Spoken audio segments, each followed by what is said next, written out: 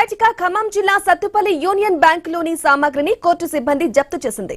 తన బిల్డింగ్ లోనే union bank కార్యకలాపాలు జరుగుతున్నాయని 8 ఏళ్లుగా అద్దె చెల్లించడం లేదని హైకోర్టును ఆశ్రయించారు. ఇక బిల్డింగ్ ఓనర్ చలసాని సాంబశివరావు సుమారు 52 లక్షల రూపాయలు అద్దె బకాయి ఉందని కోర్టు దృష్టికి తీసుకొచ్చారు. ఇక దీంతో బ్యాంకు సామాగ్రిని జప్తు చేయాలని హైకోర్టు ఆదేశించింది. దీంతో కోర్టు సిబ్బంది రంగంలోకి దిగి సామాగ్రిని జప్తు చేశారు.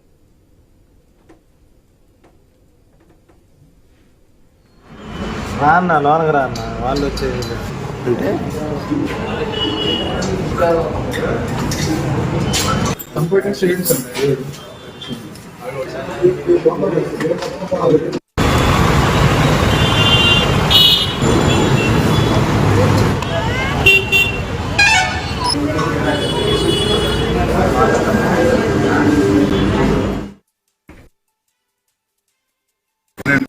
సత్తుపల్లి ప్రెమిసెస్ రెంట్ ఇవ్వాలి 52 లక్షల రూపాయలు ఈ రోజు వరకు బకాయి ఉండాలి. ఎన్నిసార్లు విజ్ఞప్తి చేసినా బకాయి ఇవ్వట్లేదు మాకు.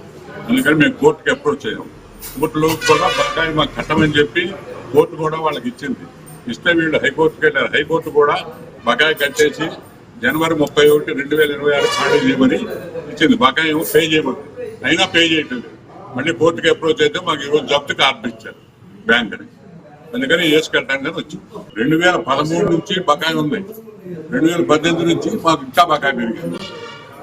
2018 నుంచి ఇవాళ మాకు మొత్తం ఈ బకాయి అంతా మేము బ్యాంక్ అద్దెకిచ్చింది 2013లో. అది 18 అయిపోయింది. 18 నుంచి అగ్రిమెంట్ లేదు, ఇల్లీగల్ గా ఉంటున్నారు.